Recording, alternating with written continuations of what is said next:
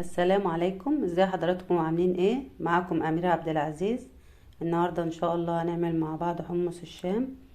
وحمص الشام ده من المشروبات المميزة في الشتاء ومفيدة جدا للبرد، علشان فيه كمون وليمون وبصل، والحاجات دي بيبقى فيها مضادات حيوية.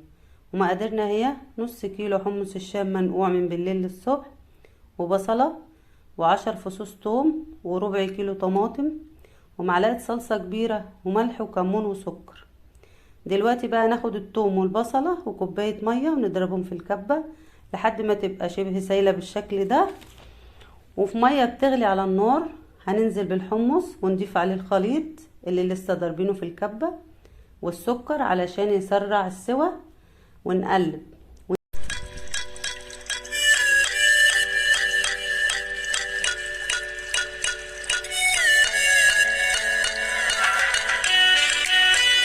ونسيب الحمص على نار عالية، ولما يغلي هنوطي خالص ونسيبه براحته خالص لحد ما يوصل للنتيجة دي. وطبعا ما نضفناش الملح والكمون والصلصة والطماطم علشان بيبطئوا من السوى، لكن بعد ما استوى بقى زي الفل هنبتدي نضيفه.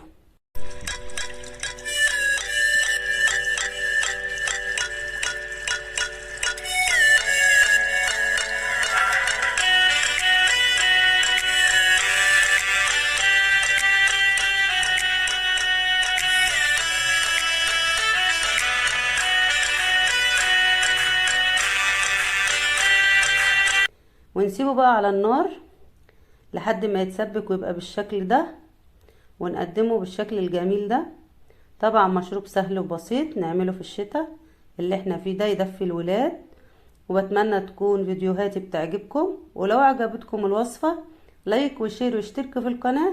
والسلام عليكم ورحمة الله وبركاته.